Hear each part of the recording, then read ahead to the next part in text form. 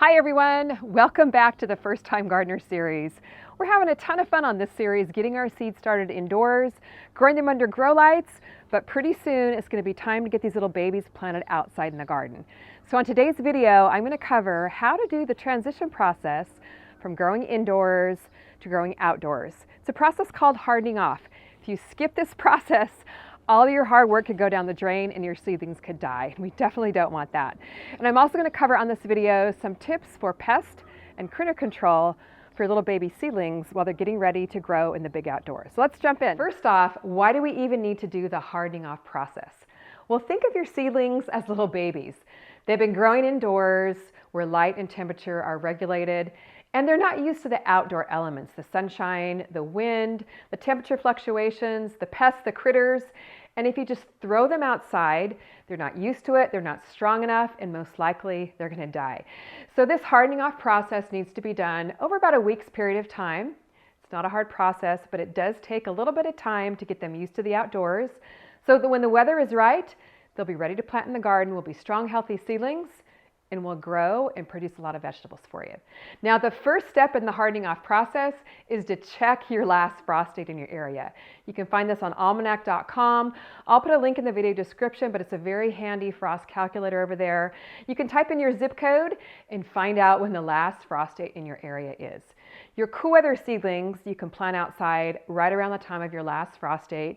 Your warm weather seedlings, like these tomatoes here, you want to wait till your nighttime temperatures are in the 50s and 60s, your daytime temperatures are in the 70s, 80s, and 90s, and that way they'll thrive.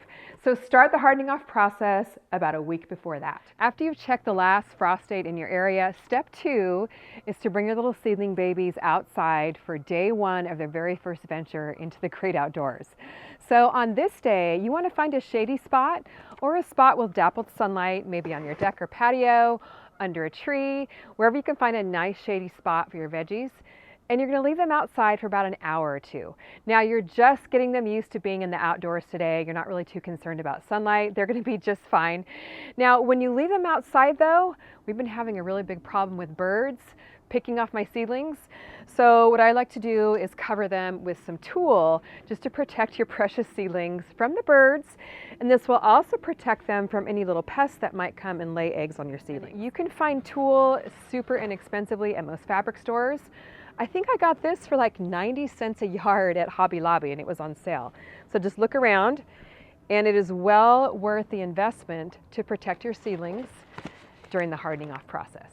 Now, if you work and you can't keep an eye on your seedlings all day, what you might want to do is start the process on the weekend or on a Friday afternoon where you can keep an eye on them, and then continue the hardening off process throughout the weekend, or find a little shady spot in your yard where they'll be protected from the elements. Now, do keep an eye on your seedlings during this very first day. If they start to wilt or show signs of stress, bring them back indoors, put them under grow lights, or keep an eye on the temperature too. If it gets really windy, you want to bring them back indoors. They're not used to those elements, or if you're expecting a frost. So really keep a close eye on them during this very first day. And after they've been outside for about 2 hours or so, you want to bring them back in and set them back under the grow lights. Step 3 of the hardening off process covers day 2, and this is the day when your little baby seedlings are going to get used to the sunlight. Now, UV lights are so much stronger than the indoor grow lights. So again, it's very important that you do this process gradually. On day 2, you only want to leave them in the sunlight for about 2 hours or so. And again, keep an eye on them. If they start to wilt or show signs of stress, put them back in the shade. So I have this little shelf here on the side of my house that I have set up for a little hardening off station. Got my purple tulle all set here to cover them up from the birds. Keeps it quick and simple. So they're going to stay out here for about 2 hours, and then I'm going to move them back into their shady location for about 2 hours. They're outside on day 2 for a total of 4 to 5 hours. Then I move them back indoors under grow lights. Step 4 in the hardening off process covers days 3 through 7. And on these days, you're going to gradually, again, the key word is gradually, increase the amount of time each day that your seedlings are in the sun. After day 7, they've been in the sun most of the day and they're ready to stay outside. Now, again, keep an eye on the weather. Your cool weather seedlings can handle cold nights. in the 30s and 40s. Your warm weather seedlings, though, wait to put them outside all night long until the temperatures are in the 50s and 60s.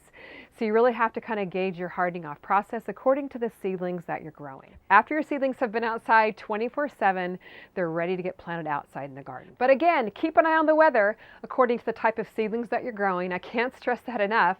And then plant them outside accordingly. And another tip I have found very, very helpful, I cannot tell you how many times I've forgotten to bring my seedlings indoors. Do yourself a favor, set a timer or set a reminder on your phone to help you remember. Time to put them inside.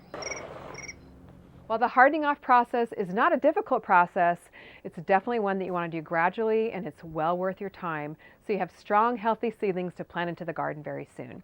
Now, if you'd like to have everything written down for you, everything we covered today is in Chapter 4 of my book, Organic Gardening for Everyone. And if you haven't yet started your spring garden, now's the time to start.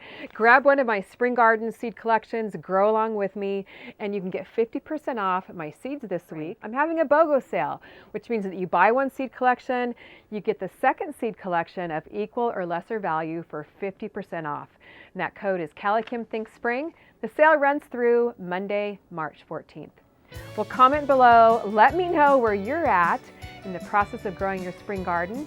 I can't wait to get these veggies planted outside. Thanks so much for watching. We'll see you on the next video.